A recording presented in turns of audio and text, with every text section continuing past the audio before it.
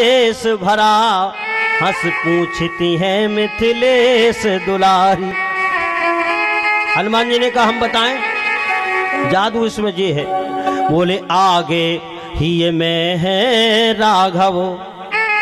हनुमान जी के हृदय में कौन है? जासु हृदय आगार बसई राम सर चाप। अरे आगे ही में है राघव, और पूछे है पीछ पूछे विचित्र है भारी। अरे पीछे है पूछ रहस्य है भारी। क्या रहस्य है? बोले बानर को भला पूछी तो कौन। अच्छा बताओ, बंदराय पूछ रहा हो तो कोई बोले बानर को भला पूछी तो कौन। ये तो राघव के पीछे है पूछे हमारी। और अगर कहीं अपने ही अहंकार करने लगे कि जब पूछ हमरी हो रही, तो बताओ क्या होगा? पतन होते देर नहीं लगेगी। इसलिए हनुमान जी इतने बड़े बड़े कार्य करते हैं और आखिरी में क्या कहते हैं? सो सब तब प्रताप रघुराई, नाथे न कछु मोरी प्रभुताई। सो सब तब प्रताप रघुराई, नाथे न कछु मोरी प्रभुताई। नाथे न कछु नाथे न कछु मोरी प्रभुताई। इसलिए सज्जनों, ब्रह्मा जी ने कहा, ब्रह्मा जी से कहा भगवान नारायण ने, एक काम करो, ये 4 श्लोक भागवत के हैं, चतुश्लोकी ब्रह्मा जी के लिए भगवान नारायण ने श्रीमद् भागवत का अध्ययन कराया। अहमेवास्मेवाग्रे, बहुत सुंदर, अहमेवास्मेवाग्रे, हमारे अलावा संसार में कुछ भी नहीं है। यदि ये हमारी खोपड़ी में दिमाग में बात बैठ जाए तो हमें कभी अहंकार ही नहीं आए। लेकिन सबसे बड़ी बात यह है कि जहां मनुष्य कर्तापन का भाव उसके दिमाग में बैठ जाता, वहीं अभिमान प्रारंभ हो जाता है। और जहां अभिमान है वहां भगवान कहां दिखाते हैं? अच्छा बताओ। इसलिए सज्जनों, ब्रह्मा जी के लिए चतुश्लोकी भागवत, ब्रह्मा जी ने सृष्टि का सृजन प्रारंभ किया और सबसे पहले 10 मानस पुत्र, 10 मानस पुत्रों को अपने मन से प्रकट किए। सबसे पहले मरीचि, अत्रि, अंगिरा, पुलस्त, पुलह, क्रतु, वशिष्ठ, अथर्वा, भृगु ऋषि और सज्जनों देवर्षि नारद। छाया से करदम और दक्ष, ये मानस पुत्र हैं ब्रह्मा जी की। इनसे का सृष्टि का विस्तार करो। लेकिन कोई भी जब सक्षम नहीं हुआ सृष्टि के सृजन में सहयोग, तो ब्रह्मा जी को चिंता हुई। चिंता के कारण सज्जनों भृगुटी से साक्षात भगवान रुद्र का जन्म हुआ। बोले सृष्टि का सृजन करो, तो बोले बिल्कुल ले। और इन्होंने अपने जैसी सृष्टि प्रारंभ कर दी। भूत प्रेत डाकनी पिशाचनी और सब हम करे पृथ्वी भर गई। ब्रह्मा जी ने हाथ जोड़ के कर रेंद्र तुम्हारी सृष्टि, हमें जरूरत नहीं है, ये मॉडल ठीक नहीं है तुम्हारा। भगवान रुद्र के हाथ जोड़ ले।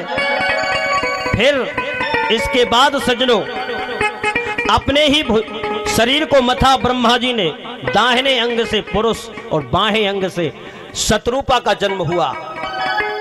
भगवान नारायण ने ज्ञान कराया कि ये सृष्टि को यदि चलाना चाहते हो तो बिना स्त्री और पुरुष की यह सृष्टि चलने वाली नहीं है। मैथुनिक क्रिया के द्वारा इस सृष्टि का विस्तार होगा। तो स्त्री और पुरुष का जोड़ा अपने शरीर से प्रकट किया और इसके बाद सज्जनों इस सृष्टि का विस्तार हुआ। मनोजी महाराज और शत्रुपा का विवाह हुआ और ये पूरे वेद शास्त्र पुराण मनोजी और शत्रुपा के कथाओं से और इनके वंश से, इनकी वंशावली से पूरे शास्त्र भरे पड़े। आपको छम कथाएं संक्षेप में सुना रहा है आपको, क्योंकि विस्तार से तो ये कई कथा मुश्किल पड़ जाती है 3 घंटा। मनोजी महाराज की 5 संतानें आप संक्षेप में समझे। सबसे बड़े बेटे का नाम सज्जनों उत्तानपाद। उत्तानपाद का अर्थ क्या है? जिसका चरण समाज में अच्छे कार्य के द्वारा ऊंचा हो जाए, समझ लो वो उत्तानपाद। पाद माने चरण और उत्तम माने श्रेष्ठ। समाज में जिसका चरण अपने कार्य के चरित्र के द्वारा समाज में अपना चरण ऊंचा हो जाए, समझ लेना वो उत्तानपाद। ऐसा उत्तानपाद राजा का सज्जनों चरित्र है। इनके यहां साक्षात भगवान के भक्त ध्रुव जी का प्रादुर्भाव हुआ। ऐसे राजाओं के यहां भगवान के भक्त पैदा होते और साधारण नहीं थे। ध्रुव जी महाराज भगवान के भक्त 5 वर्ष की अवस्था में, 5 वर्ष। अब कोई कहे कि साहब हम तो बुढ़ापे ही में कर हैं भजन, तो ये पढ़ो आप श्रीमद् भागवत महापुराण की कथा सुनो। 5 वर्ष की अवस्था में भगवान की प्राप्ति कर ली ध्रुव जी ने। एक दादाजी थे 80 साल के। हमने कहा दादाजी भजन करो, चलो कथा हो रही, बढ़िया कथा सुनो। बोले गुरुजी कथा तो सुनते, लेकिन कथा सुनने तो हम जा रहे हैं, लेकिन एक बात बताओ, घर का बाबू है सौंप दें। हमने कहा दादाजी अगर कहीं बाबा हो घर चाहिए होता तो वे बाबा ही काहे को होते, बताओ। अच्छा हमने उनसे पूछा, हमने कहा बुरा ना लगे दादाजी तो एक बात पूछे। बोले पूछो। हमने कहा एक बात बताओ, जब तुम नहीं थे तुम्हारे घर की रखवाली कौन करता था? बोले गुरुजी राम जाने। तो हमने कहा दादाजी और पूछे। बोले पूछो। हमने कहा जब तुम मर जाओगे तो फिर घर की रखवाली कौन करेगा?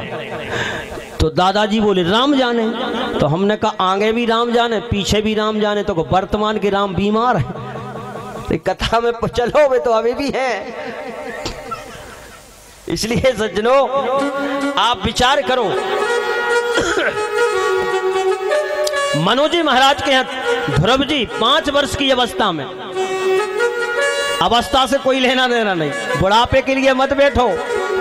अरे वर्तमान यदि सुधर गया तो सब सुधर गया, क्योंकि वर्तमान हमारे हाथ में है। और सौतेली माता की वचनों से व्यथित होकर के जंगल में अपनी माता सुनीति की आज्ञा लेकर के गए और ऐसा भजन किया मधुबन में, मथुरा के पास मधुबन। देवर्षि नारद को गुरु बनाया, क्योंकि शास्त्रों में लिखा है बिना गुरु के परमात्मा की प्राप्ति होती नहीं। इसलिए बिना गुरु के गुरु जरूर बनाओ। एक होता है दीक्षा गुरु, शिक्षा गुरु जीवन में कई बना लो, लेकिन दीक्षा गुरु एक ही होता है। इसलिए बिन गुरु भाव निधि तरई न कोई, जो बिरंजी शंकर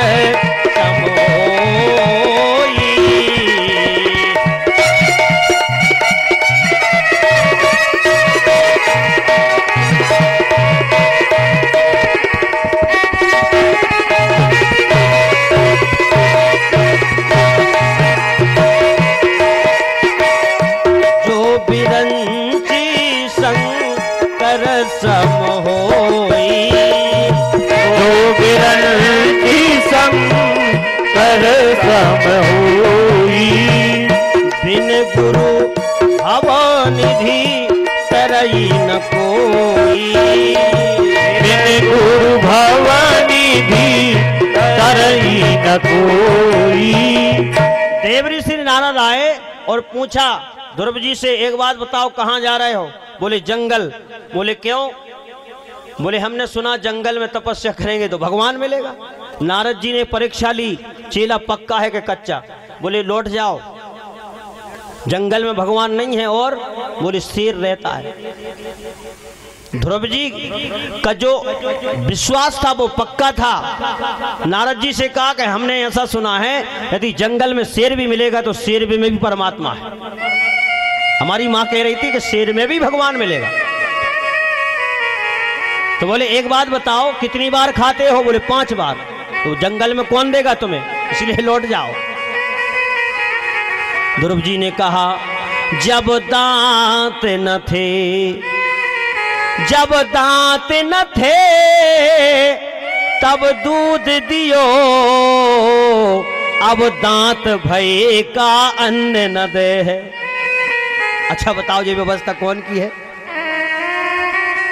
भागवत में लिखा है जब हम माता के गर्भ में थे तो आप्यानी नाम की नाड़ी है, शास्त्रों में लिखा है आप्यानी नाम की जो नाड़ी है जो दूध से भरी हुई है, वो आप्यानी नाड़ी का कनेक्शन माता के गर्भ में हमारे मुख में फिट हो जाता है, अदृश्य रहती है। हमें माता के गर्भ में भी व्यवस्था की परमात्मा ने।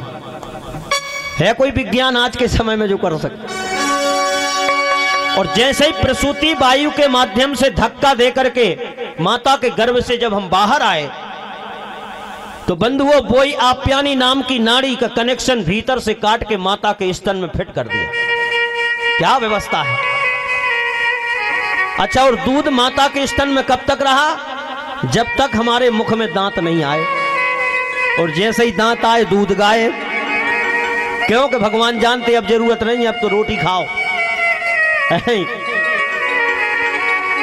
इसलिए जब दांत न थे तब दूध दियो,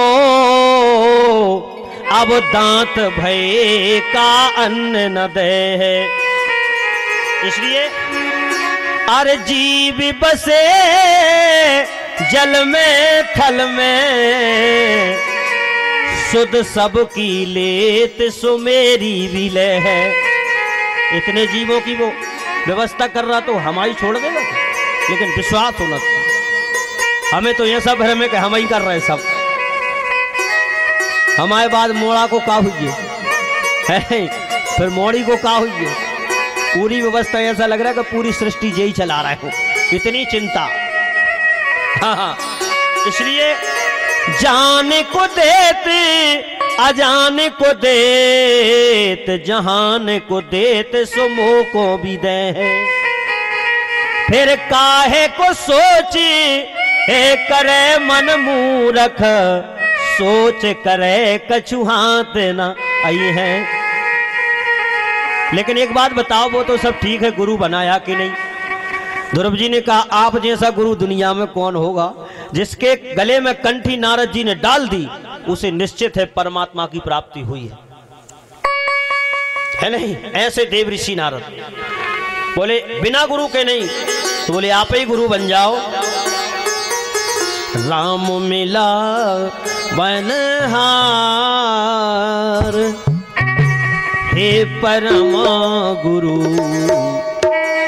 देखो पिटरास जो है संगीत का घर है, तो हम सोच रहे हैं एक बंदिश की चीज होना चाहिए, चाहे 2 लाइन की हो, है ना?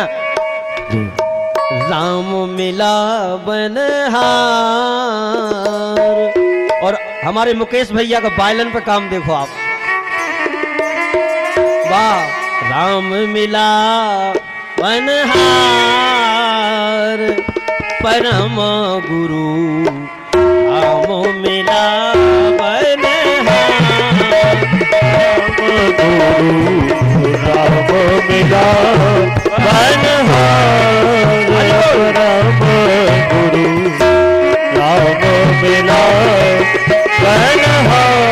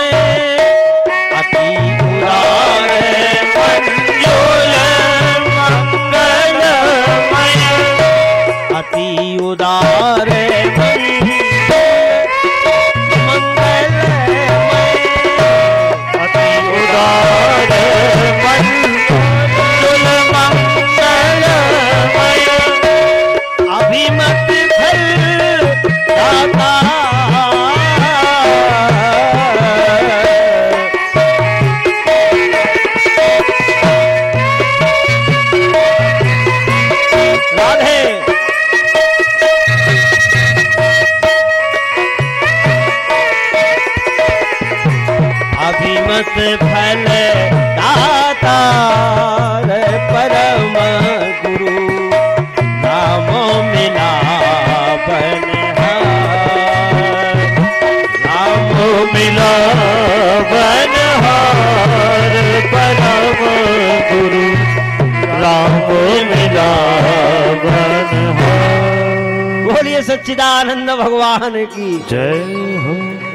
बिना गुरु के राम जी की प्राप्ति नहीं होगी, इसलिए मंत्र दिया कान में ध्रुव जी के। और मंत्र कौन सा है? बहुत प्यारा मंत्र है, आओ 2 मिनट हम भी जपें।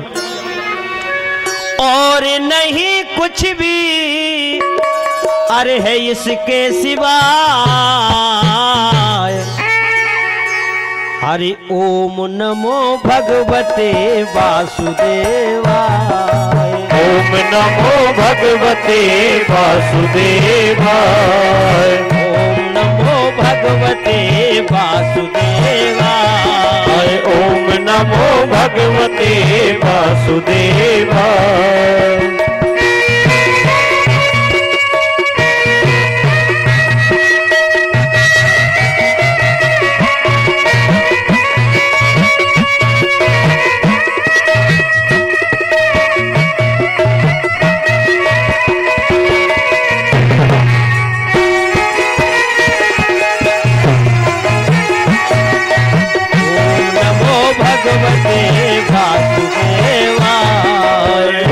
नमो भगवते वासुदेवाय। और नहीं कुछ भी, और नहीं कुछ भी इसके सिवाय। ओम नमो भगवते वासुदेवाय। ओम नमो भगवते वासुदेवाय।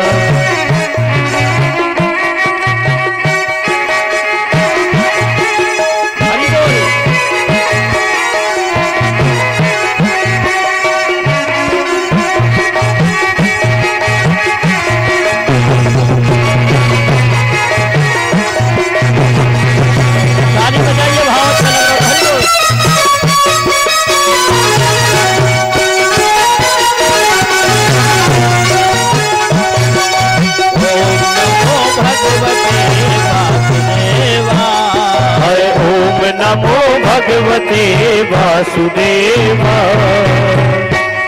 ये मंत्र दिया नारद जी ने मधुवन में जाकर के।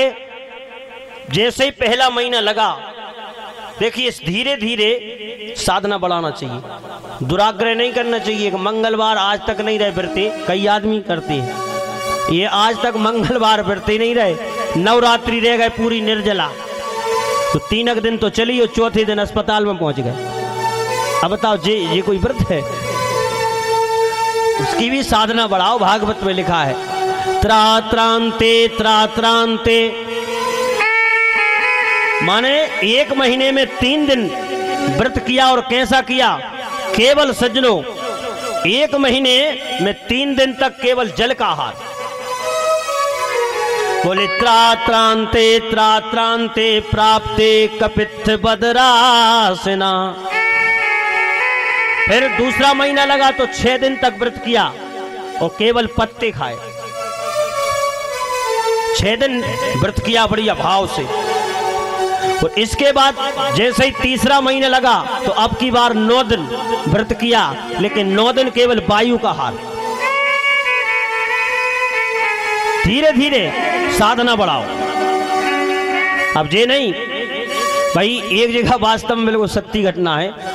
एक गांव में जो है एक मोटी ताजी माता जी थी, बहुत ज्यादा। और जब देखो जब अपने पति को बहाना करती रहती है, सुनो हम तो निर्जला हैं, आज हमारा व्रत निर्जला है। तो पति पूछे जा बताओ निर्जला का क्या मतलब? बोले मतलब ये है कि आज हमें भोजन नहीं बनाना और तुम्हें अपने हाथ से बनाओ और खाओ। अच्छा, बोले तुम्हें काहे नहीं बनाने? बोले हमें इसलिए नहीं बनाने, अगर कहीं हम चूल्हे के पास जाएंगे तो गला सूखेगा। अच्छा, गला सूखेगा तो निश्चित है हमें पानी पीना पड़ेगा, हमारा व्रत खंडित हो जाएगा। इसलिए आप अपने हाथ से ठोको और खाओ। अच्छा, और जब देखो जब निर्जला, पति बहुत परेशान के हद हो गई, इतनी मोटी ताजी हो रही फिर भी जब देखो जब निर्जला। आखिर देखें तो सही इसका कैसा निर्जला है। तो इसने भी एक दिन विचार किया कि आज इसका निर्जला है तो अपन भी भोजन नहीं बनाए।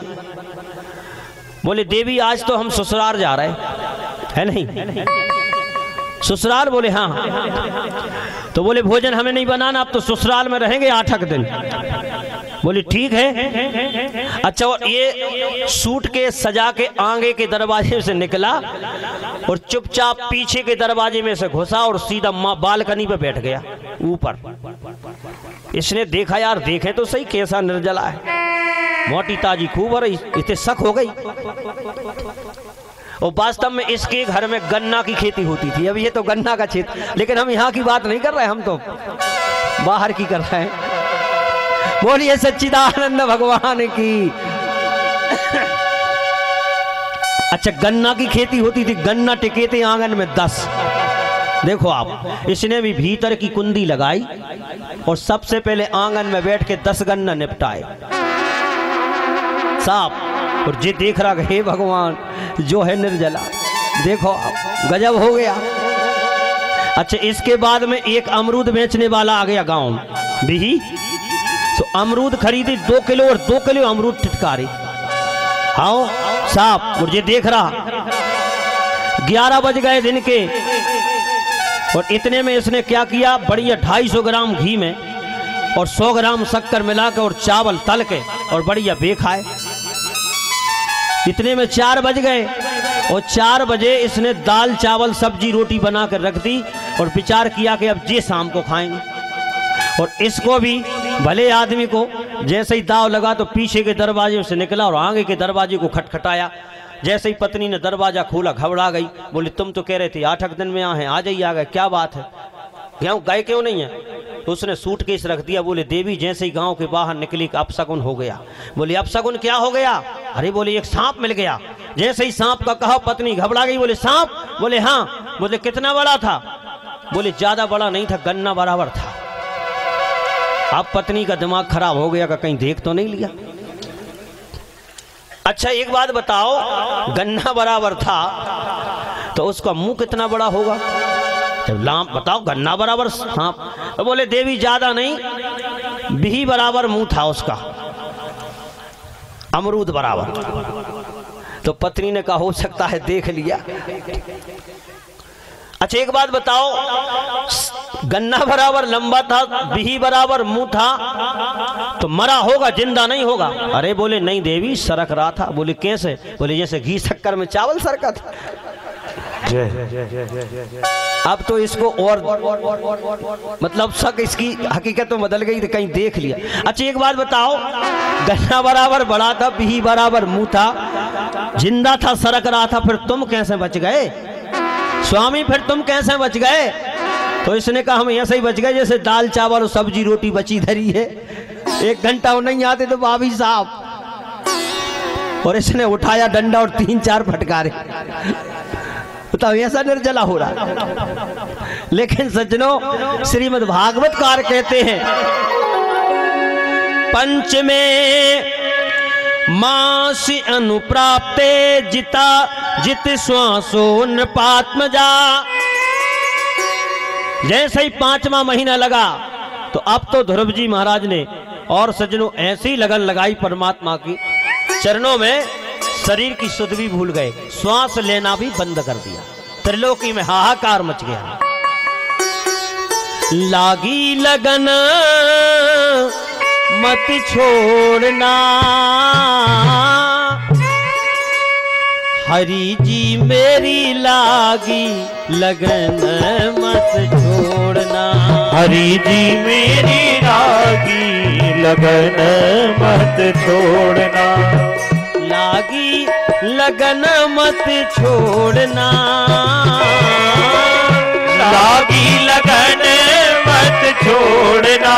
हरि जी मोरी लागी लगन मत छोड़ना। हरि जी मोरी लागी लगन मत छोड़ना। हरि बोल।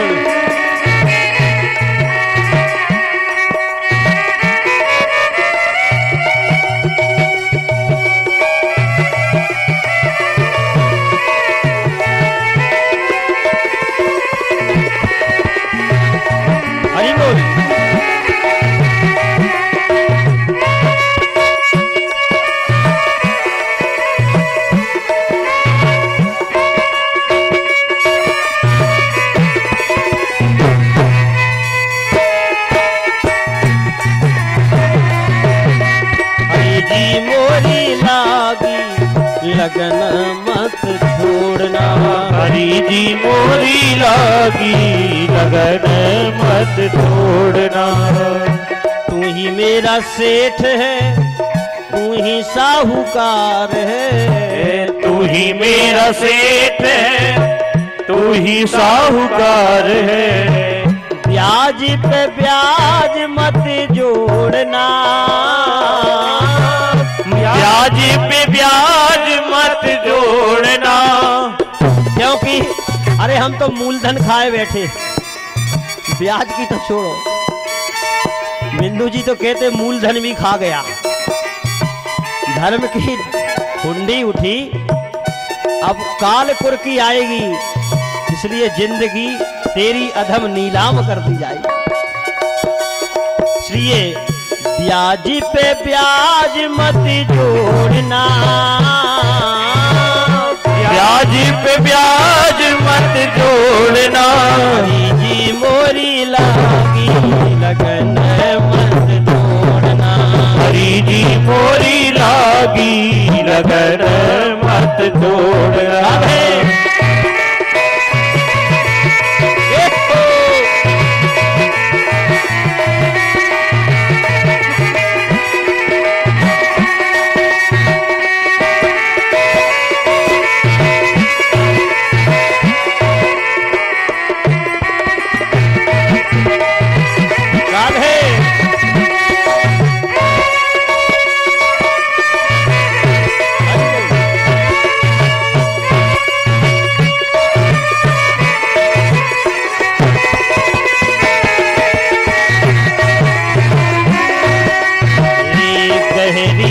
नदिया नाव पुरानी, गहरी नदिया नाव पुरानी।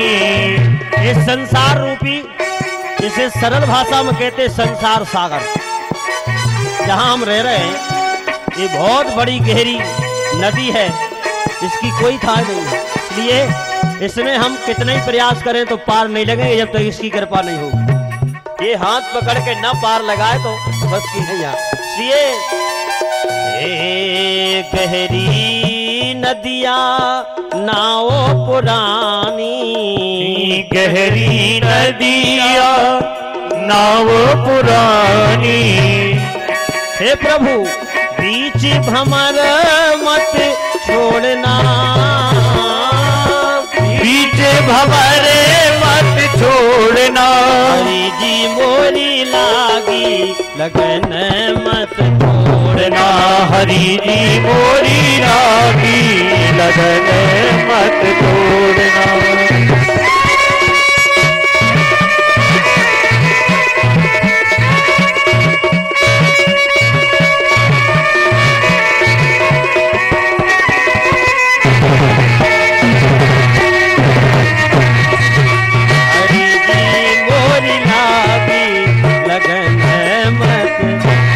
इसलिए ध्रुव जी महाराज 5 वर्ष की अवस्था में जब श्वास भी लेना बंद कर दिया, त्रिलोकी में हाहाकार मच गया। गरुड़ जी से कहा कि चलो जल्दी। गरुड़ जी को थोड़ा अहंकार आया, बोले इनके हमारे बिना इनका भी काम नहीं चलता। आज गरुड़ को भी छोड़ के परमात्मा ध्रुव जी के लिए जब देवता प्रार्थना कर लेंगे, प्रभु जल्दी बचाओ। क्यों? बोले हमारी दम घुट रही। बोले एक भक्त मधुबन में और हमारा भजन कर रहा है, इसलिए हम उनको दर्शन देने जा रहे हैं। आज ध्रुव जी महाराज के सामने भगवान खड़े, लेकिन ध्रुव जी महाराज नेत्र बंद करके परमात्मा की झांकी का अंदर दर्शन कर रहे हैं। जैसे ही झांकी का आकर्षण किया, परमात्मा ने नेत्र खुले, जो अंदर दर्शन हो रहा था वो बाहर खड़ा है। जैसे कौशल्या जी के सामने अभी आप देखेंगे, सोमम उर्वासी यह उपहासी, सुनत धीर मन थिर ना रहे। नेत्र खुले, लेकिन ध्रुव जी महाराज बोल नहीं पा रहे। क्यों? 5 वर्ष और विचार कर रहे कि ये नहीं पूछ पाए जल्दी में कि मैया एक बात बताओ, यदि भगवान प्रकट हो जाएं तो प्रार्थना कैसी करना पड़ती? क्योंकि 5 वर्ष के बालक। अच्छा, देवता ऊपर से हंस रहे। किसी ने पूछा देवता क्यों हंस रहे? बोले इसलिए हंस रहे कि हमारे सामने प्रकट हो जाएं भगवान तो हम इतनी लंबी लिस्ट पकड़ा देते, अब देर ही मत करते, सुख संपत्ति घर आवे। इसलिए और आज इनके सामने भगवान स्वयं खड़े हैं लेकिन बोल नहीं रहे। भगवान समझ गए, अपना शंख निकाला और ध्रुव जी महाराज के गाल में स्पर्श करा दिया। आज वेदत ध्वनि निकलने लगी ध्रुव जी महाराज के मुखारबिंद से। इसलिए कहा है सज्जनों, यदि उसकी कृपा हो जाए तो लंगड़ा पहाड़ चढ़ जाता है और गूंगा वाचाल हो जाता है। मूकम करोति वाचालम पंगु लंघते गिरिम यत्कृपा तमहम वंदे परमानंद माधवम। रामचरितमानस में भी गोस्वामी जी कह रहे, जही पर कृपा करिए जई जानी, जही पर कृपा करिए जिय जानी, जही पर कृपा करिए जिय जानी, यही पर कृपा करिए जिय जानी, कभी उरे अजीर न चावत वाणी, कभी और अजीर न चावत वाणी। जिसके ऊपर गोविंद की कृपा हो जाए उसके हृदय प्रदेश में सरस्वती नृत्य करती है। भाई सरस्वती क्या है? भगवान के हाथ की कठपुतली है नहीं? बोले उमा दारू जो सित की नाई और सबई नचावत राम गुसाई। इसलिए सज्जनों ध्रुव जी महाराज ने प्रार्थना की और इसके बाद बोले मांगो क्या चाहिए। अच्छा, एक बड़ी विडंबना है, शास्त्रों में उल्लेख आया है, एक बार परमात्मा की प्राप्ति मनुष्य को हो जाए सारी इच्छाएं समाप्त। पहले तो भला ही कुछ इच्छा लेकर के हम साधना करते हैं, लेकिन भगवान की प्राप्ति होने के बाद सारी इच्छाएं समाप्त हो जाती हैं। सुग्रीव के पास में जब परमात्मा की प्राप्ति हुई, उन्होंने भी यही बात कही कि अब नहीं, अब मत मारो, बाली है। बोले काहे? भाई अपन जो अपनी मित्रता हुई थी वो इसी बात को लेकर के हुई थी कि भाई देखो हमें भी परेशानी, तुम्हें भी, तो हम तुम्हारी परेशानी दूर करें तो हमारी करियो।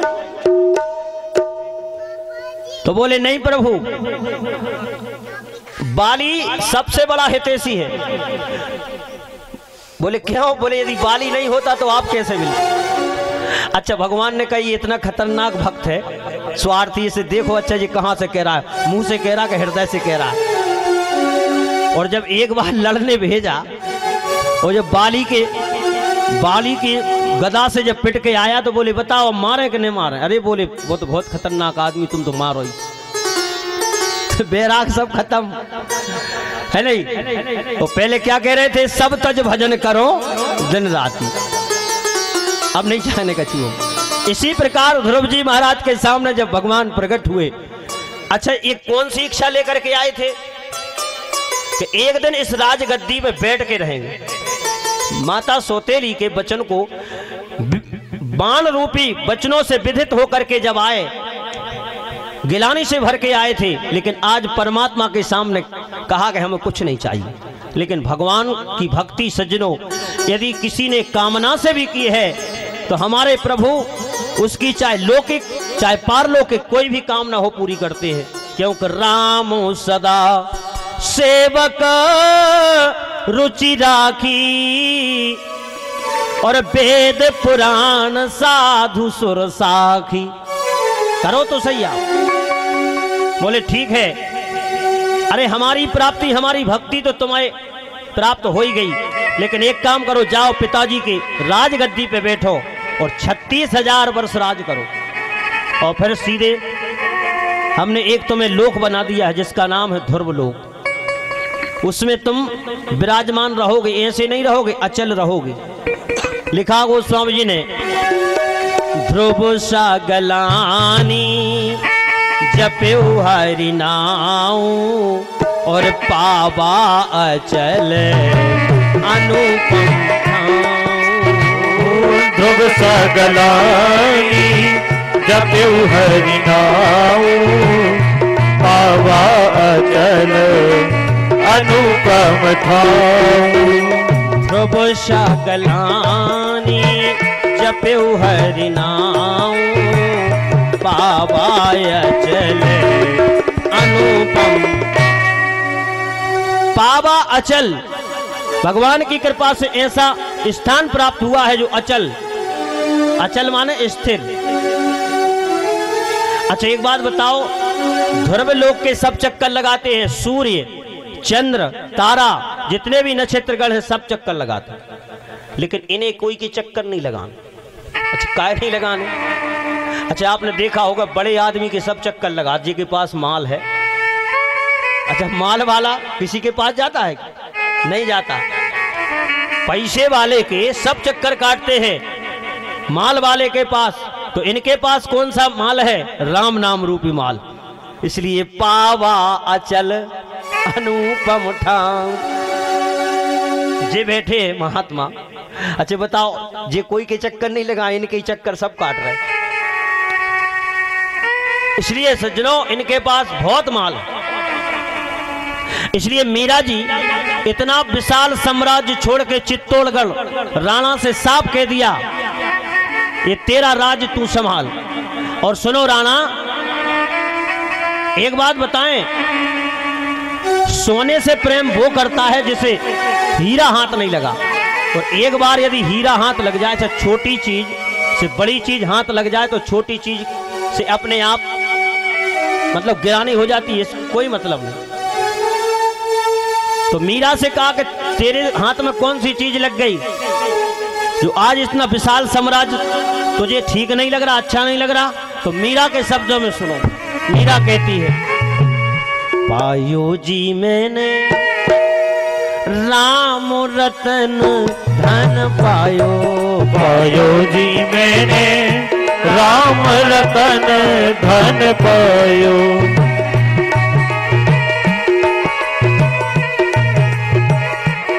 हे पायो जी मैंने राम रतन धन पायो, पायो जी मैंने राम रतन धन पायो। वस्तु अमोलक दी मेरे सदगुरु, वस्तु अमोलक दी मेरे सदगुरु, कृपा कर अपनायो, पायो जी मैंने राम रतन धन पायो, पायो जी मैंने राम रतन धन पायो। हरि बोल।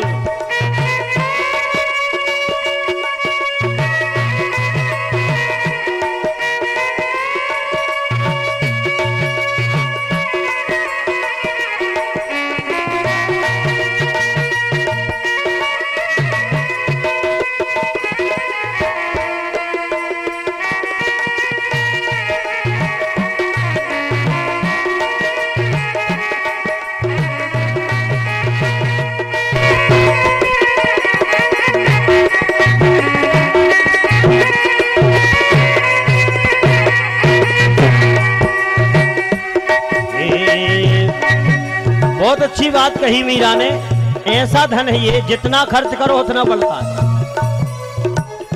खर्चे ना कोई ना कोई,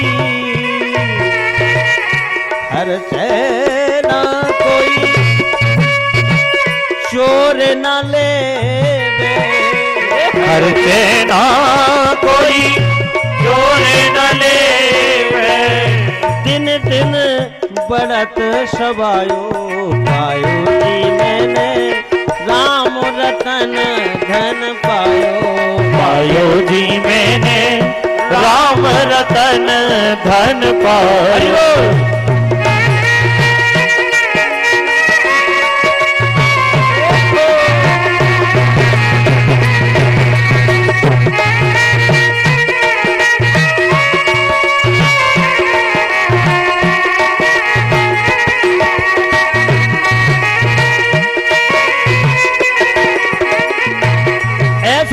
कमा के जाओ, है नहीं?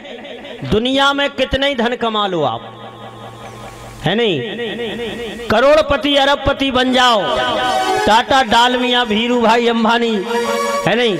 लेकिन आखिरी में इनकी चिट्ठी में भी आखिरी में वही लिखा जाएगा, क्या? बताओ क्या लिखो या तो निधन। अच्छा, इतने धनवान थे फिर कहां से हो गए निधन? नहीं।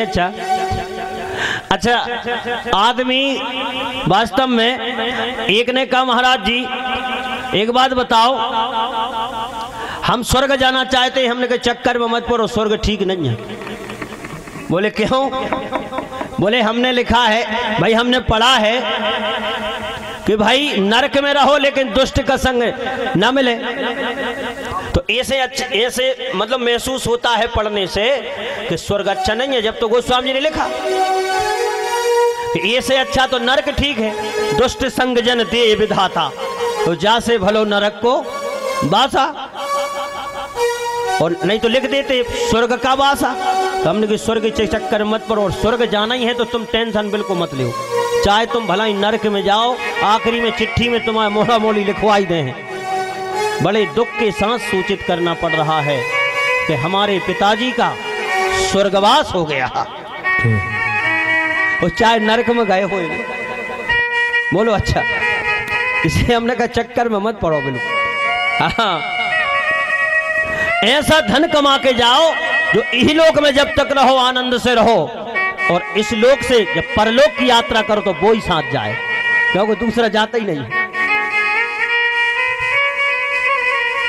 इसलिए सज्जनों, आज ध्रुव जी महाराज के पास ऐसा सुंदर धन, और आज भी ध्रुव लोक में चमक रहे हैं। मनोजी महाराज की 3 बेटियों का भी वर्णन किया भागवत में। देवहूति, आकुति, प्रसूति। प्रसूति दक्ष प्रजापति को बिहाई, आकुति माता सज्जनों प्रजापति रुचि को बिहाई, जिनके यहाँ साक्षात यज्ञ नारायण भगवान का प्रादुर्भाव हुआ। अब थोड़ी गाड़ी बढ़ाना पड़ेगी, क्योंकि भाई कन्हैया का अवतरण होना 10वें स्कंद में। और देवहूति का विवाह करदम ऋषि से हुआ, जिनके यहाँ साक्षात भगवान कपिल भगवान का अवतार हुआ। बोलिए कपिल भगवान की। इनका पूरा परिवार का वर्णन आया है मनु जी के। देवहूति के यहाँ कपिल भगवान, आकुति के यहाँ यज्ञ भगवान, और प्रसूति के यहाँ साक्षात माता जगदम्बा सती के रूप में आई। बोलिए खेड़ापति मैया की। और प्रियव्रत महाराज के यहाँ ध्रुव जी, उत्तानपाद के यहाँ प्रियव्रत, तो सज्जनों उत्तानपाद के यहाँ ध्रुव जी, तो प्रियव्रत के यहाँ ऋषभ देव। ऋषभ देव के 100 बेटे, बड़े बेटे का नाम भरत, जिसने इस अजनाब खंड पे राज किया, उनके नाम से इसका नाम जुड़ गया भारत। पहले ये अजनाब खंड है। बोलिए भारत वर्ष धन्यो है देशो, धन्यम भारतो देशो। शास्त्रों में और किसी भी देश के लिए धन्यवाद नहीं दिया, धन्यम ही भारतो देशो। ऋषभ देव के बड़े बेटे भरत ने राज्य किया, और ऋषभ देव की बाहरी क्रियाओं का अनुकरण किया एक अरहर नाम के राजा ने, और उन्हीं से जैन मत प्रारंभ हो गया। ज्यादा पुराना नहीं है ये। हाँ, इसलिए सज्जनों 8वें ऋषभ देव भगवान अपने 8वें अवतार हैं भागवतकार के अनुसार। तो ये पूरा परिवार का वर्णन किया सज्जनों श्रीमद् भागवत में। और अंत तो गत्वा एक बड़ा सुंदर प्रसंग सुनाया। हमारी और आपकी स्थिति कैसी है? हाथी की तरह है सज्जनों। जब अहंकार आता है तो कोई भी चीज हमें इतनी सी लगती है। हवाई जहाज बहुत बड़ी है, लेकिन दूर से देखा थे तो वह इतनी सी लगत। और हमारे सामने कोई कितने भी वैभव संपन्न आदमी आ जाए, यदि हमारे हृदय में, हमारे दिमाग में अहंकार है, तो उसकी हमें कोई भी ख्याति, उसकी कोई भी कीर्ति हमें इतनी सी लगती है। इसलिए जहां अभिमान है वहां परमात्मा नहीं है। हाथी था, जंगल में रहता था, इसके कितने 150 बच्चे थे, एक आध नहीं 150। इसने कहा इतना बड़ा परिवार है हमारा। छोटे मोटे जानवरों से तो कह देता कि सुनो कोई जरूरत हो तो हमें बताओ। और जानवर कहते थे सुनो जब जरूरत है जब समझ है। अचानक एक दिन सरोवर में स्नान करने के लिए अपने पूरे परिवार 50 पत्नियां थी और उसी समय सज्जनों सरोवर में एक रहता था गिराह। गिराह ने जब हाथी का पैर पकड़ा घसीटता हुआ नीचे ले जा रहा है, क्योंकि जलचर जीव है मगर और थल का जीव है हाथी की ताकत जल में नहीं चलती, इसलिए जब पैर पकड़ा तो घसीटता हुआ चला गया। पत्नी से कहा एक काम करो हमारी शक्ति क्षीण हो रही है, बाहर निकालो। पति ने सूंड से सूंड लगाई, बाहर खींचने का बहुत प्रयास किया। 8 दिन हो गए। बोले स्वामी तो तुम तो बाहर ही नहीं निकल रहे, अब क्या करें? हम भूखों मर जाएं। बोले तुम जानो। बच्चों ने भी प्रयास किया 1 हफ्ता तक। जब पिताजी नहीं निकल रहे तो बोले अब एक काम करो, तुम अपनी व्यवस्था तुम करो, हम चले। ये हाथी की कथा नहीं है, ये हमारी आपकी है, समझ रहे ना? ये स्थिति हमारी और आपकी है। जब ये शरीर में शक्ति नहीं रहती तो सज्जनों घर के ही आदमी जब विचार करने लगे थे कि दादाजी जल्दी निपट जाएं यार, बहुत परेशान हो गए। अच्छा बताओ, जो 1-2 साल से डरे हैं बेचारे, उनके परिवार के लोगों से पूछो, उनका इतना दिमाग खराब है कछु में काम मन ही नहीं लग रहा, उन्हें ऐसा लग रहा हो कि कब निपट जाए। और जब शरीर में शक्ति थी तब अरे हाथ पांव दब रहा है खूब। पिताजी बहुत अच्छी बात, तुझे हाथी की कथा नहीं है, हमारी और आपकी कथा है। लेकिन सज्जनों याद रखना, हाथी की बात समझ में आई 2 मिनट के, ये दुनिया स्वार्थी है, इसलिए उसने भाव से गोविंद को बुलाया। आज पता चला कि संसार में शाश्वत संबंध केवल परमात्मा से है, बाकी सब झूठे संबंध। और जब पूरी दुनिया के सज्जनों सहायता ना मिले, सारे संसार के जितने संबंध है सब फेल हो जाए, तब एक सहारा काम करता है। कौन सा सहारा? अरे निर्बल के बलराम, निर्बल के बलराम सुनेरी मैंने, निर्बल के बलराम, निर्बल के बलराम सुनेरी मैंने, निर्बल के बलराम, निर्बल के बलराम सुनेरी मैंने, निर्बल के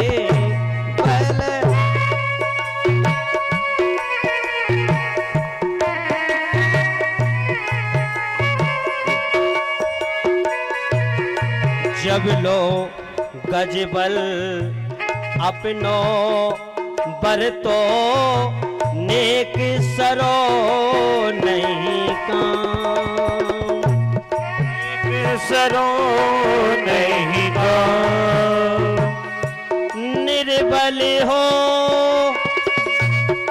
हे बल राम पुकारो, निर्बल हो बल राम पुकारो, तो आधे एऊ नाम सुनेरी मैंने, निर्बल के बलराम, निर्बल के बलराम सुनेरी मैंने, निर्बल के बलराम।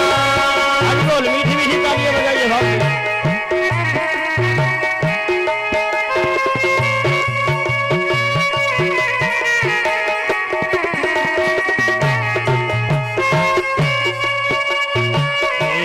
निर्बल के बलराम, निर्बल के बलराम। कहो कि पूरा भजन जो है गाने में समय लगेगा, इसलिए भाव दिया। अपबल तपबल और बाहुबल, और चौथो है बल दाम। जब ये सब बल समाप्त हो जाएं, फेल हो जाएं, तब सूर्य किशोर कृपाते सब बल, हारे को हरि नाम। सुनेरी मैंने निर्बल के बलराम। एक भाव से कमल का पुष्प भगवान को जब पुकारा और सामने जब गरुड़ के ऊपर बैठ के आए, कमल पुष्प समर्पित कर दिया, इसके अलावा हमारे पास कुछ नहीं है। इसलिए भाव से परमात्मा की चरणों में आप जो भी समर्पित करते हो, उसी बहाने से परमात्मा, केवल परमात्मा को बहाना चाहिए आपके उद्धार के लिए।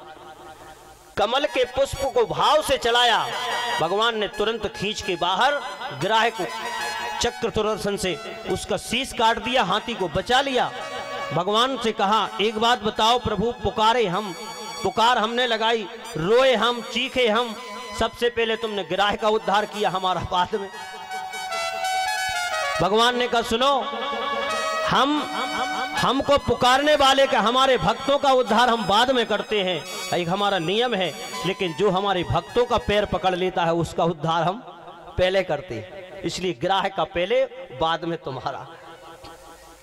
इसलिए सज्जनों, ये हाथी की व्यवस्था नहीं है, कथा नहीं है, ये हमारी और आपकी, यही पूरे संसार में यही स्थिति है।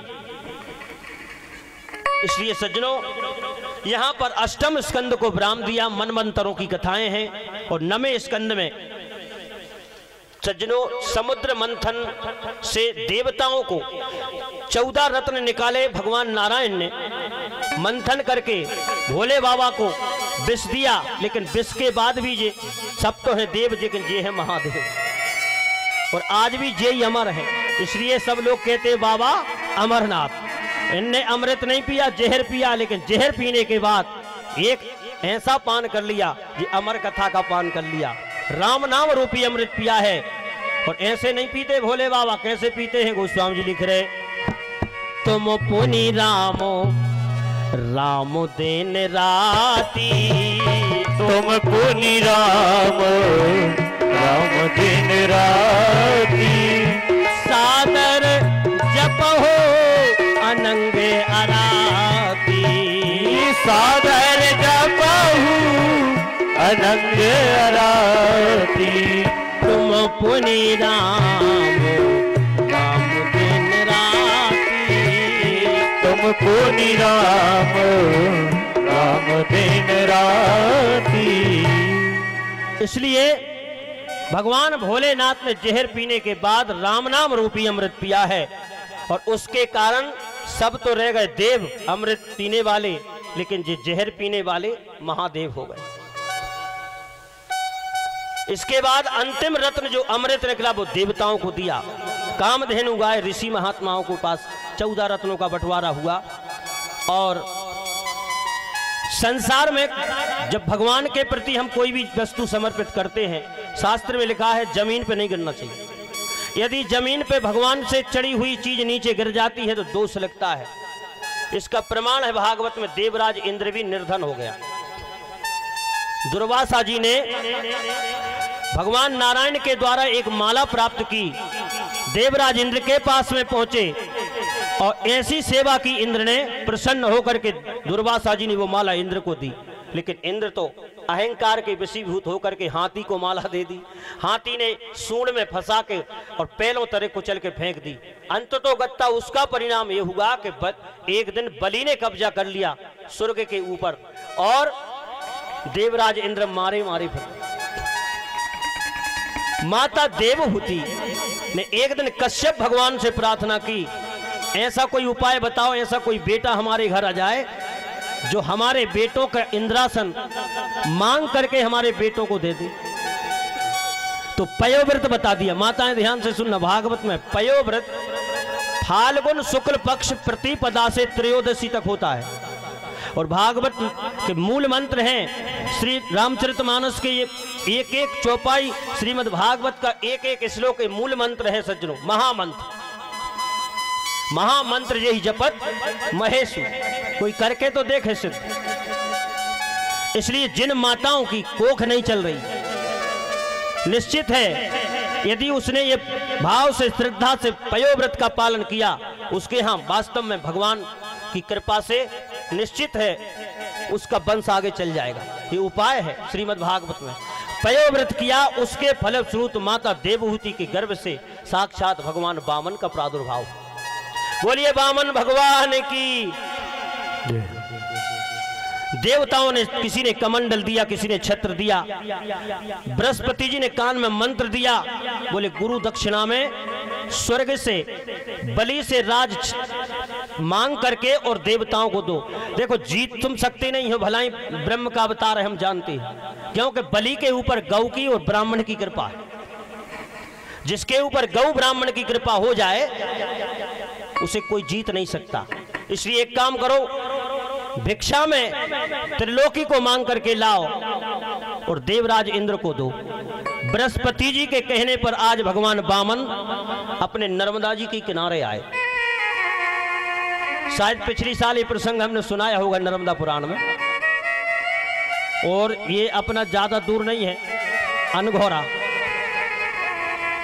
उसी मतलब उत्तर तट पे, उसके आगे बेलथारी घाट है, शायद नरसिंहपुर में ही आता है नहीं? नरसिंहपुर जिले में है बेलथारी घाट, लेकिन है उत्तर तट पे। उत्तर तट पे बेलथारी घाट पे राजा बलि ने आकर के यज्ञ किया, क्योंकि साफ कह दिया था शुक्राचार्य जी ने कि एक काम करो, तुम शतक क्रतु बन जाओ, भाई विधानसभा में बहुमत सिद्ध कर लो। भाई जैसे अगर कहीं तुम मुख्यमंत्री बन ही गए और विधायक हो नहीं है, तो उसका नियम यह है कि पहले तुम विधायक बनो, जब तुम बहुमत सिद्ध कर लोगे विधानसभा में तो मुख्यमंत्री। तो देवताओं के यहां नियम यह है कि जो 100 यज्ञ कर ले वो इंद्रासन का अधिकारी होता है। तो बेलथारी घाट में आए और सज्जनों, अनघोरा में तो यज्ञ किया है जनक जी ने। नर्मदा पुराण में कथा है बड़ी सुंदर, जनक जी ने यज्ञ किया है सोम यज्ञ। और पिछली साल भगवान की कृपा से है नहीं, दमोई परिवार में नर्मदा पुराण की कथा हुई थी। ये तीसरी कथा है पिटरास में। एक कथा सबसे पहले हमारे छोटे भैया बैठे निगनैया परिवार में हुई, 10 साल हो गए उस कथा को कम से कम। तो सज्जनों, बेलथारी घाट पे भगवान यज्ञ चल रहा है और उसी यज्ञ में साक्षात भगवान नारायण के अवतार वामन भगवान पधारे। और बलि ने जब देखा तो ऐसा सुंदर स्वरूप, वामन भगवान छत्र लिए, बोले एक काम करो, कछु मांग लो। भाई नियम है, यदि यज्ञ में अनुष्ठान में ब्राह्मण देवता आ जाएं तो कुछ दे के, दक्षिणा दे के अनुष्ठान हमारा संपन्न होगा। लेकिन भगवान वामन ने कहा हमें कुछ नहीं चाहिए, हम तो अकेले छत्ता में अपने नीचे ठीक है, लेकिन देना ही है तो ये चीज दे दो। बोले क्या? जिसके मकान के पास में जाते हैं छानी के नीचे वही दुत्कार के भगाते, चल बाबा जहां से। तो हम चाह रहे कि एक अपनी जगह होना चाहिए जहां भजन हो सके। तो बोले 3 पैर धरती दे दो नाप के। बलि ने कहा वाह, जितने तुम छोटे हो ऐसे ही तुम्हारी बुद्धि भी छोटी है। त्रिलोकीनाथ है हम, त्रिलोकीनाथ। ऐसा मांगना था, मांगना कभी जीवन में मांगने की जरूरत ही नहीं पड़ती। भगवान ने कहा बात त्रिलोकीनाथ, तुम 2 ही तो कर दो पूरी, 3 तो बात की बात। तो आज संकल्प जैसे ही लिया सज्जनों, और उसी समय भगवान वामन ने अपना स्वरूप बढ़ाया। संकल्प करने के बाद शुक्राचार्य जी ने तो बहुत रोका कि एक काम करो, हमने देख लिया है पैनी निगाह से, सूक्ष्म दृष्टि से, ये साक्षात देवताओं की चाल है। वो विष्णु ही वामन बन करके आया है, 2 में ही पूरी चाट लेगा, 2 पैर में। और ऐसे दान की भी महिमा नहीं है शास्त्रों में कि तुम सब देकर भिखारी बन जाओ, है नहीं? अच्छा, कंजूस आदमी कह रहे हो जा, बहुत अच्छी बात बताई गुरुजी। हालांकि कंजूस तो नहीं है, कंजूस अपने ते भी नहीं है, काहे हमारे ते की भी नहीं कह सके, काहे कि हमारे गांव की आदमी भी बैठी। अब कहाँ की कहीं नहीं है कंजूस, तो भगवान की कृपा अपने भारत वर्ष में ही नहीं है। बोलिए सच्चिदानंद भगवान की जय। और नहीं, वास्तव में एक गांव में एक कंजूस रहता था, लोग भी बड़े गजब के, उसका नाम रख लिया दानचंद। तो 1 रुपया दान न करे, नाम उसका दानचंद। एक दिन उसकी पत्नी ने कहा एक काम करो भले आदमी, गंगा जी जहां से 10 किलोमीटर है, अमावस्या का दिन है, आज स्नान कराओ, तो इसने कहा हमने सुने वहां पंडा बहुत परेशान करते हैं। अरे तो बोले दे देना थोड़े बहुत। तो पत्नी के कहने पर आज दानचंद गया गंगा जी में, लेकिन इसने विचार किया यार मूल घाट पे स्नान करेंगे जहां पंडा बहुत परेशान करेंगे। तो इसने कौन सा घाट देखा, बोले चलो यार मुर्दा घाट पे नहाएंगे जहां कोई नहीं आएगा। और मुर्दा घाट पे पहुंचा, कपड़ा अपड़ा उतार के जैसे ही गंगा जी में डुबकी लगाई तो भगवान शंकर भी बड़ी गजब के कोत की है। भगवान शंकर पंडा बन के पहुंच गए। जैसे ही बाहर आया बोले दान दो। बोले तुम कौन हो? बोले हम इस घाट के पंडा। और यहाँ की महिमा यह है गंगा जी में स्नान करने के बाद दान नहीं दोगे कोई फल नहीं। और आप जैसे भक्त आ जाते हैं एक एक वर्ष का दे जाते हैं। दानचंद ने कहा हमने दे तुम्हें एक टाइम को, तुम तो एक वर्ष की कह रहे। इसकी कंजूसी पर रीझ गए भगवान। और मन में क्या बोला, हद हो गई यार, मुर्दा घाट भी नहीं छोड़ रहे लोग। मुर्दा घाट पे भी खड़े हैं पंडावन। अच्छा बोले एक बात बताओ पंडा जी उधारी चलती है? बोले बिल्कुल। तो बोले लिख लो एक थैला, पुराने जमाने का। बोले एक थैला। बोले ठीक है। एक थैला लिखवा के स्नान करके जब आया दानचंद और सवेरा नहीं हुआ पंडा जी घर पे, तो पत्नी झाड़ू लगा रही थी आंगन में। बोले दानचंद है? बोले हाँ है। क्या कर रहा है? बोले सो रहे। बोले जाओ कह दो पंडा जी आए। और पत्नी गई। बोले क्यों, कुछ लिखवा के आए थे? बोले हाँ। कितना? बोले एक थैला। क्यों? बोले पंडा जी आ गए, अब इसे देना ही नहीं था। बोले जाओ कह दो वो तो बहुत बीमार है। पत्नी आई। बोले पंडा जी हम क्या बताएं, जब से गंगा जी से आए बहुत तबीयत खराब है, बहुत बुखार है। अच्छा बोले कोई बात नहीं पंडा जी। बोले अब जब स्वस्थ हो जाएगा तो फिर लेके ही जाएंगे, अब बार बार कौन आता है। पत्नी ने जाके ज्यों की त्यों कह दी। वो जे कह रहे हैं स्वस्थ हो जाओगे तो लेके ही जाएंगे। बोले अच्छा? बोले हाँ। तो बोले जाओ कह दो भी तो मर गए। अच्छा और वास्तव में जैसे ही पत्नी आई और रोते हुए सुर में बोली पंडा जी हम क्या बताएं, वो तो मर गए। अरे बोली राम राम राम। दानचंद बहुत अच्छा भक्त था, मर गया कोई बात नहीं, अब उसका अंतिम संस्कार करके ही जाएंगे, है नहीं, खास चेला था हमारा। और तुम कहां कहां खबर करोगी, पूरे गांव में हम ही खबर करे दे रहे। और भगवान भी अनेक रूप बनाए शंकर जी ने, और घर घर खबर लगा दी। दानचंद गए और जैसे ही पता चला तो पूरे गांव के लोग लगा लगा के लुंगी, है नहीं, ड्रेस लगा लगा के आ गए। और दानचंद की बढ़िया आरती सजाई। आरती सजा के जैसे ही लिटाने लगे तो पत्नी बहुत रो रही, सुनो जे नहीं मरे, जे नहीं मरे, हम झूठी बोल रहे, जे नहीं मरे। लेकिन सबने कहा सुनो ये तो माया है, तो मोह है, कौन की पत्नी चाहती कि हमारा पति मर जाए? नहीं नहीं तुम बिल्कुल मत रो। अरे बोले जे नहीं मरे, किसी ने नहीं सुनी बात। और सचमुच में और जे रह गया बिल्कुल श्वास साध के, गजब के आदमी। और जाके बिल्कुल सीधे चिता में, शमशान भूमि में चिता के ऊपर रख दिया। और जैसे ही आग लगाने लगे भगवान पंडा बने। उनने कहा सुनो चेला हमारा, हम कुछ कान में मंत्र बोल रहे हैं जिसमें उद्धार हो जाए इसका। और कान में मंत्र बोले पंडा जी दानचंद के। बोले क्यों दे रहे हो को फुकवा दें?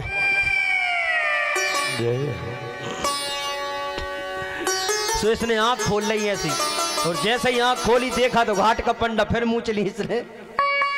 अच्छा भगवान बड़े प्रसन्न हुए इसकी कंजूसी पे के वाह यार। और क्या बोले, बोले अरे कंजूस सुन, आया हूं कैलाश से, अरे तुझे इतना ताजोर, और मांग ले ओ वरदान कछु। अरे कंजूस हम तो तुझसे कुछ, तुझे तो कुछ देने आए, और बताओ कैलाश से भग के आए हम, तुझसे संबंध बना रहे, तेरी कंजूसी पे रीझ गए। मांग ले क्या चाहिए? बोले मांग ले ओ वरदान कछु। तो आंख खोल ले जाने। बोले का दे रहे हो सही में? बोले हाँ दे रहे। तो बोले मांग लो। बोले मांग ले ओ वरदान कछु। तो चेला क्या बोला? बोले धेला दी जो छोड़। हाथ जोड़ रहे, ढेला छोड़ दो, हमें और कछु नहीं चाहिए। तो ऐसे ऐसे कंजूस। इसलिए शुक्राचार्य जी ने कहा कि ऐसे दान की भी महिमा नहीं है,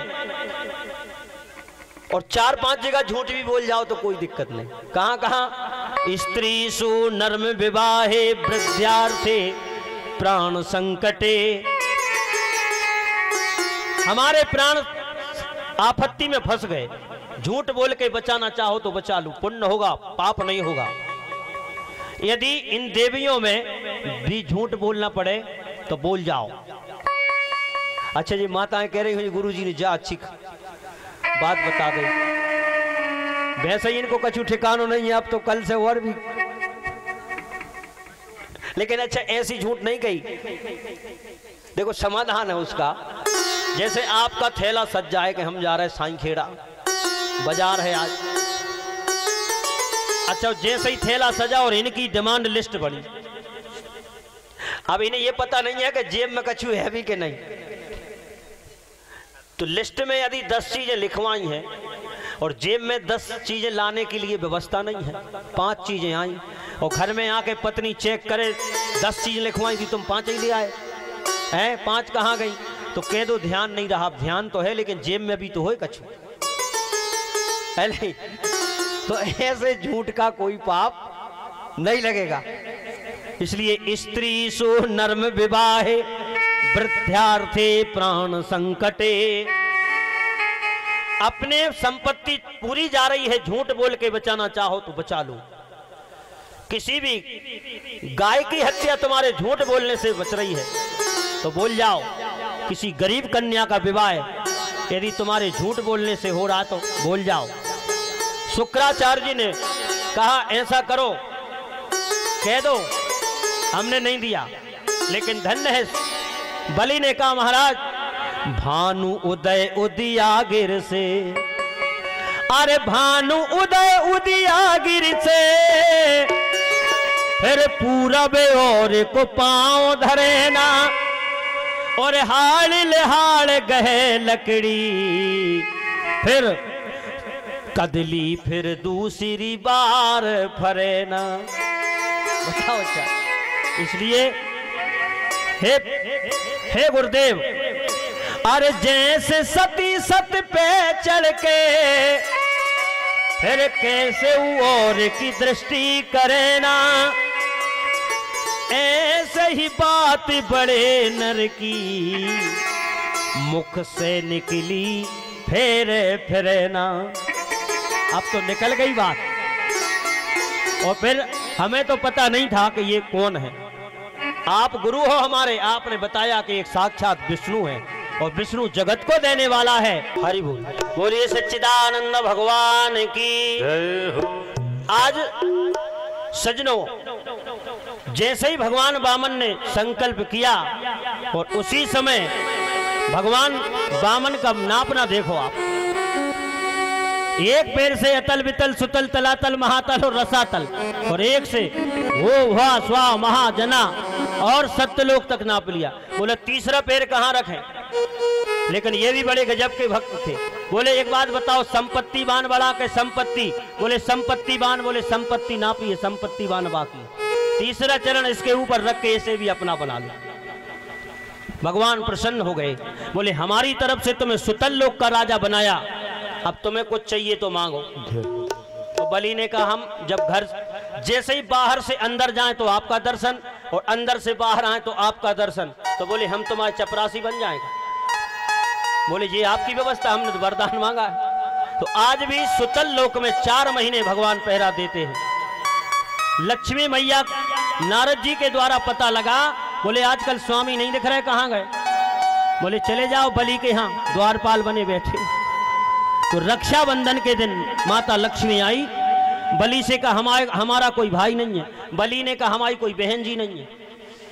तो बोले एक काम करो, हम तुम्हारी आज से बहन, तुम हमारे भाई है नहीं। रक्षाबंधन का दिन है। बलि की कलाई में माता लक्ष्मी ने रक्षाबंधन का सूत्र बांधा, जिसे ऐन बद्धो बलि राजा दानवेंद्रो महाबला। जब रक्षा सूत्र बनता है तो ये मंत्र बोला जाता है। इसलिए कलाई में जब राखी बांधी तो नियम है कि भाई साहब कछु दे थे दक्षिणा में। बोले मांग लो क्या चाहे ना बहन जी। और फिर बलि तो कोई साधारण तो है नहीं, है नहीं। बोले मांगो क्या चाहिए। बोले हमें एक ही चीज अच्छी लग रही भाई साहब। बोले क्या। बोले जो द्वारपाल बहुत अच्छा लग रहा हो, जो द्वारपाल ही दे दो। तो माता लक्ष्मी द्वारपाल को मांग करके भगवान विष्णु को बैकुंठ ले गई। आज शास्त्र कहते कि विचार करो, बलि को भगवान ने छला कि भगवान ने बलि को छला। सूरदास जी कहते हैं हरि तुमो बलि छल के काकीनो, अरे 3 पैर वसुदा के कारण, और बलि को सर्वस दीनो। हरि तुम बलि छल के काकीनो, हरि तुम बलि छल के काकीनो, हरि तुम बलि छल के काकीनो, हरि तुम बलि छल के काकीनो।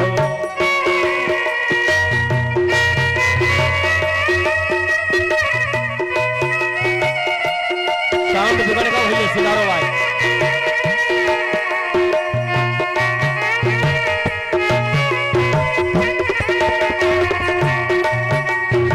अरे बांधन गए बंधाए आप ही, बांधन गए बंधाए आप ही, बलि सयानो कीनो। हरि तुम बलि छल के काकीनो, हरि तुम बलि छल के काकीनो। बलि के ऊपर कृपा की। यहाँ पर अष्टम स्कंद को विराम किया। मनमंत्रों की चर्चा है सज्जनों। 9वें स्कंद में रामचरितमानस की कथा संक्षेप में है, तो हम भी आपको संक्षेप में ही सुना रहे हैं। और वास्तव में मानस का ज्ञान जरूर होना चाहिए। जिसे मानस का ज्ञान नहीं है वो स्वामी जी कहते उसकी बुद्धि विधवा है। बोले मानस तन धार पड़ो, अरे मानस तन धार पड़ो, अरे मानस को बार बार, क्योंकि निज मन मानस को मानस बनाती है नहीं। और राम जी की भक्ति की शक्ति की सजीवन मोर, जीवन के कलिमल जो क्षण में मिटाती है। सुंदर नवेली नार 16 श्रृंगार किए, किंतु एक बिंदु सुहाग बिन ना सुहाती है। अरे ऐसे ही श्रुति पुराण पढ़ विद्वान बने कोई, लेकिन मानस के बिना बुद्धि विधवा कहाती है। रामचरितमानस का ज्ञान बहुत जरूर। आज भैया काय कर रहे हो, छेड़छाड़ मत करो, बढ़िया चल रहे हो। नहीं एक चलाओ, कोई एक की बुद्धि लगाओ भाई। 2 आदमी रोटी बनाए स्वाद अलग होती। बोलो गलत कह रहे हैं। आप प्रैक्टिकल कर लो, यदि भंडारे में 2 का दिमाग लगेगा तो स्वाद गड़बड़ होगा। इसी प्रकार ऑपरेटिंग एक की हो जाए तो वो उसको दिमाग अलग है, दूसरा हाथ लगा तो डिस्टर्ब हो गई।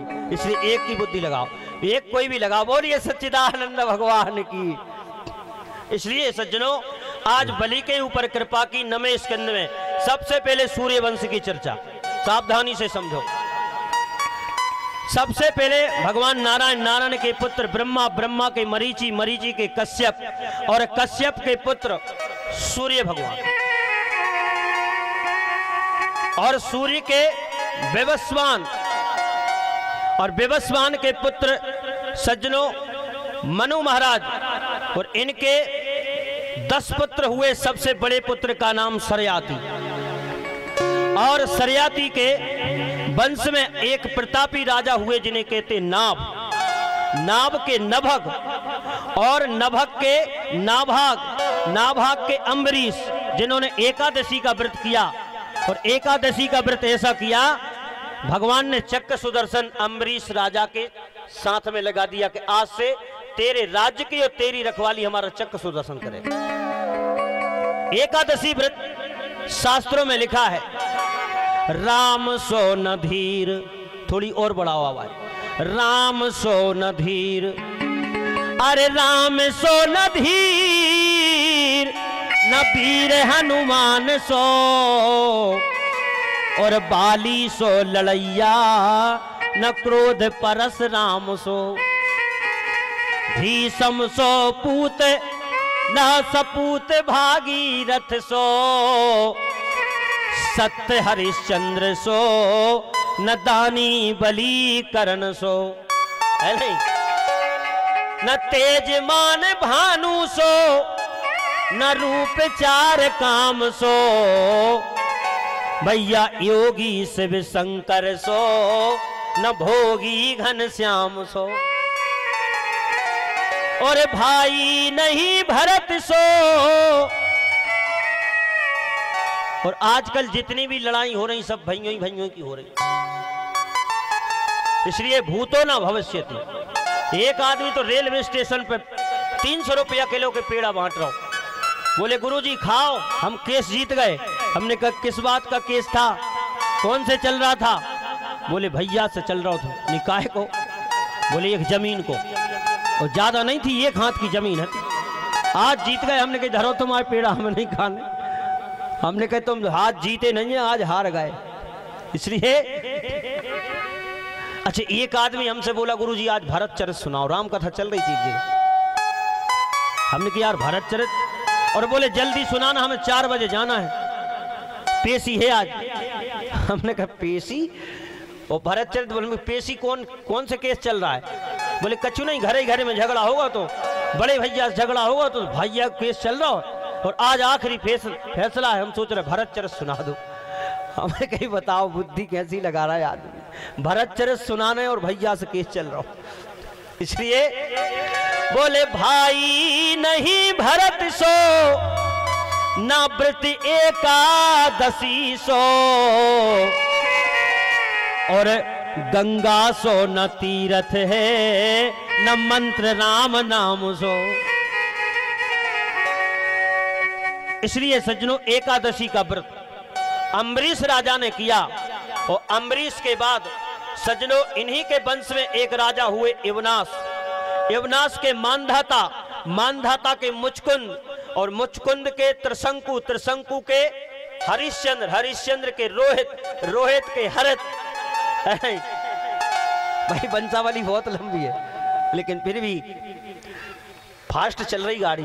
हाँ, और इनके ही वंश में बाहुक, और बाहुक के बाद सज्जनों अंशु, बाहुक के बाद सगर, जिनके यहाँ 60,000 बेटा, 60,001 है नहीं। और इनके वंश में आ गए अंशुमान।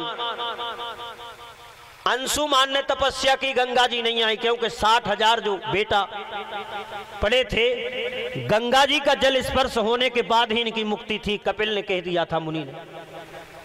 अंशुमान ने तपस्या की, नहीं आई गंगा जी स्वर्ग से। अंशुमान के बाद दलीप ने की, नहीं आई, लेकिन भागीरथ के ऊपर प्रसन्नता व्यक्त की, और गंगा मैया धरती पर आई।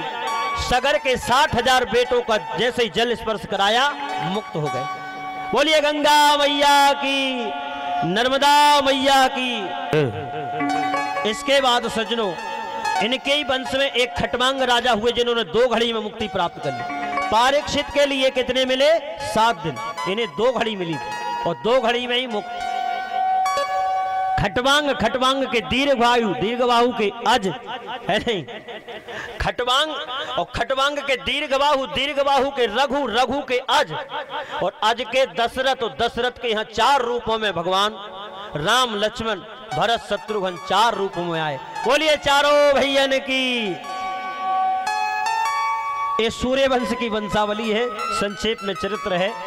और इसके बाद 9वें स्कंद में संक्षेप में चंद्रवंश का भी वर्णन किया है। चंद्रवंश में सबसे पहले सज्जनों भगवान नारायण की नाभि पे कमल, कमल पे ब्रह्मा, और ब्रह्मा के अत्रि के चंद्रमा, चंद्रमा के बुध, बुध के पुरुरवा, और इनके ही वंश में आगे चल करके पुरुरवा के वंश में 6 बेटा हुए, आयु, सुतायु, रय, विजय, जय और सज्जनों रय। तो इन्हीं के वंश में आगे चल करके एक राजा हुए गाधी, और गाधी के विश्वामित्र के 100 बेटा जो वशिष्ठ जी की लड़ाई में मारे गए, है नहीं, ये कथा है। और इनके ही वंश में 40 पीढ़ी बाद राजा हुए नहुस, जिनके 6 बेटा यति, अयाति, सरयाति, अयाति, बेयाति, उकृति। जो दूसरे बेटे हैं अयाति, इनका विवाह हुआ शुक्राचार्य जी की बेटी देवयानी से, और एक विवाह हुआ दैत्यराज विश्वपर्वा की बेटी सर्वनिष्ठा से। लेकिन शुक्राचार्य जी की जो बेटी है महाराज अयाति के, सज्जनों अयाति के वंश में, महाराज अयाति के वंश में देवयानी के गर्भ से सबसे बड़े बेटे का नाम यदु, और यदु वंश में ही हमारे कन्हैया का अवतरण हुआ है। यदु महाराज के वंश में आगे चलकर के रंती देव के ही वंश में कौरव और पांडव की शाखा है, और इसी वंश में पांचाल नरेश, मगध नरेश आदि आदि जो राजा हुए हैं, ये सब राजा रंती देव राजा के वंश में हैं। सब यादव यदु वंश